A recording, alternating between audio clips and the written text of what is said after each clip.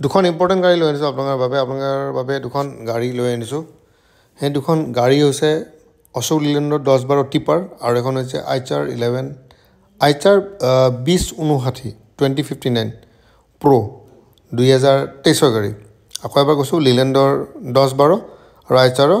2059 ইয়াৰ হিন্দী ভিডিঅ'টো মই বনাইছোঁ হিন্দী চেনেলত আছে চাই ল'ব পাৰে তো গাড়ী দুখন দেখুৱাৰ আগত দামকেইটা কৈ দিওঁ যিখন 10-12 যিখন আছে BS4 গাড়ী সেইখন হৈছে আপোনাৰ 12 লাখ টকা আৰু আইচাৰখন হৈছে 23 গাড়ী 11 লাখ টকা ফাইনেন্সৰ সুবিধা আছে অহাৰ আগতে আপোনালোকে ফোন কৰিব বাকী গাড়ীবোৰ আছে এইবোৰ গাড়ী মই পিছত ভিডিঅ' বনাই পিনে আপোনাক দেখুৱাম তো এটাকে গাড়ীখন দেখুৱাম আপোনালোকে চাব গাড়ীখন হৈছে আপোনাৰ আইচাৰ প্ৰ' 2059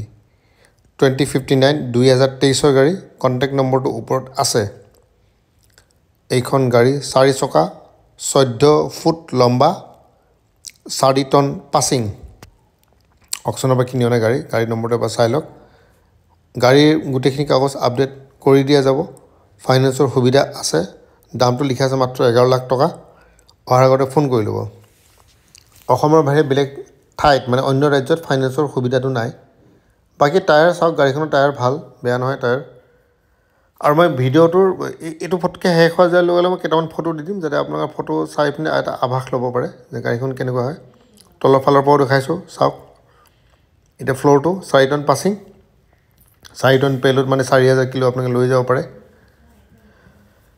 যিমানখিনি পাৰোঁ বাকী এতিয়া লক কৰি থোৱা আছে ইণ্টেৰিয়ৰটো একদম পটকৈ দেখাব নোৱাৰোঁ তো আপোনালোকে কি কৰিব অহাৰ আগতে এবাৰ ফোন কৰিব 2059 2023 গাড়ী 11 লাখ টকা এখন গাড়ী আছে আপোনালোকে আহিব গাড়ীখন বেয়া নহয় আকৌ এবাৰ কৈছোঁ অকল গুৱাহাটীত ফাইনেন্স হ'ব গুৱাহাটী অসমত ফাইনেন্স হ'ব অসমৰ কিছুমান জেগাত ফাইনেন্স নহয় যেনেকৈ কাৰ্বি আংলং ডিমা হাছাও ডিমাপুৰ এইবোৰ জেগাত আপোনালোকৰ ফাইনেন্সৰ সুবিধাটো নাই এতিয়া কিয় নাই মই আপোনাক ক'ব নোৱাৰোঁ আপোনালোকৰ যদি কিবা লাগে তেতিয়াহ'লে ফাইনেন্স কোম্পানীক এবাৰ সুধি চাব পাৰে মই গাড়ীৰ ফটো কেইটামান দি দিছোঁ এয়া হৈছে গাড়ীৰ ফটোকেইটা চাইড মই ষ্টিল ফটো যাতে একো অসুবিধা নোহোৱাকৈ চাব পাৰে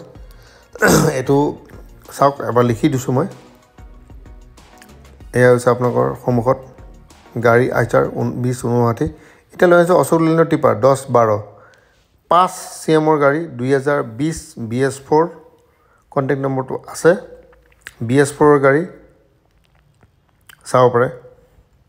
S33 মানে চৰাইদেউ ৰেজিষ্ট্ৰেশ্যন এতিয়া যদি আপোনাক বেলেগ কিবা আৰু NOC উলিয়াই দিব লাগে সেইটো কাৰণে আপোনালোকে অফিচত আহিব লাগিব বাকী যিমানখিনি পাৰোঁ মই দেখুৱাইছোঁ আজি ৰবিবাৰ তথাপিও মই আপোনাক দেখাবলৈ চেষ্টা কৰিছোঁ অশোক লেলেণ্ড 10-12 এইখন গাড়ী